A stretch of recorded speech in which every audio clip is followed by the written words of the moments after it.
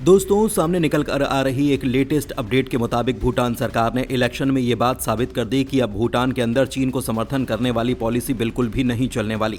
दरअसल latest election के result से तख्ता पलट हो चुका है और भूटान में जो सरकार चीन से डिप्लोमेटिक रिलेशन स्थापित करने पहुंची थी उसे 2/3 वोट से हटा दिया गया है। आपको जानकर हैरानी होगी कि चीन से बातचीत करने वाली सरकार के खिलाफ 70% भूटान के नागरिकों ने वोट दिया। वहीं अब सत्ता संभालने वे पार्टियां आ चुकी हैं जो भारत के प्रति हर तरह से वफादार हैं और हमारे साथ भूटान के संबंध को इतिहास में सबसे ऊंचे स्तर पर ले जाना चाहते हैं, जो भारत के लिए काफ़ी पॉजिटिव डेवलपमेंट है।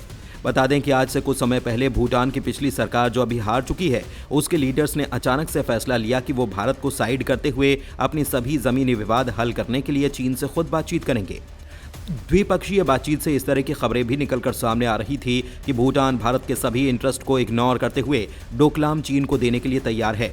बदले में उन्हें अपनी सारी जमीन वापस चाहिए। अगर ऐसा होता तो ये भारत के लिए अब तक का सबसे बड़ा रणनीतिक नुकसान होता।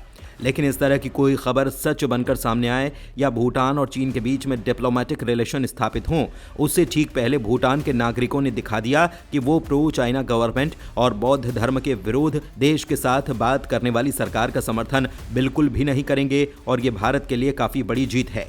साथ ही दोस्तों, आपको बता दें कि मालदीव को लेकर भारत में FWICE federation of western India cine employees, जो भारत में सिनेमा संगठन की मदर बॉडी है, उसने अब आधिकारिक तौर पर स्टेटमेंट जारी करते हुए कहा है कि भारत के फिल्म निर्माता को फिल्म की शूटिंग के लिए मालदीव जाने से परहेज करना चाहिए और इसकी जगह पर उनको भारत के खूबसूरत इलाके जैसे कि लक्षद्वीप और लद्दाख में जाना पसंद करना चाहिए, क्योंकि मालदीव अब काफ़ी भारत विरोधी हो चुका है। आधिकारिक तौर पर FWICE की स्टेटमेंट में ये बात कही गई है कि जिस तरह से विश्व स्तर पर सम्मानित प्रधानमंत्री नरेंद्र मोदी के खिलाफ 3 मालदीव सरकार के मंत्रियों ने काफ़ी आपत्तिजनक टिप्पणियां की थी, उसके बाद हम ये बिल्कुल भी नहीं देख सकते कि हमारे देश की फिल्मों की शूटिंग मालदीव में की जाए। वहां पर ऐसी सरकार के रहते हुए जो खुलकर भारत विरोधी बयान दे चुकी है। अब FWICE की तरफ से दी गई ये स्टेटमेंट महत्व इसीलिए रखती है क्योंकि संगठन में भारत की सभी फिल्म निर्माता कंपनियां शामिल हैं। इसमें 5 लाख से ज़्यादा लोग शामिल हैं और इसके द्वारा जारी की गई स्टेटमेंट एक बड़ा असर लाने की क्षमता रखती है। इसका असर इतना बड़ा हो सकता है कि मालदीव की अर्थव्यवस्था डामाडोल हो जाएगी।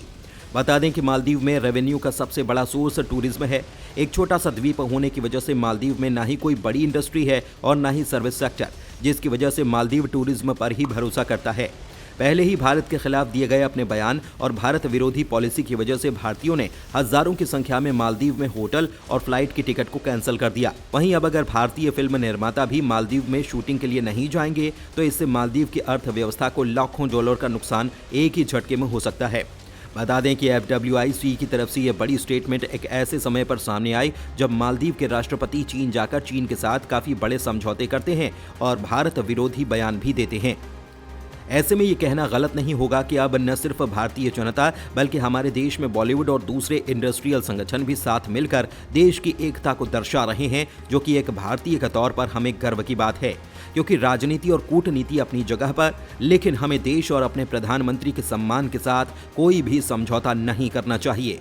धन्यवाद।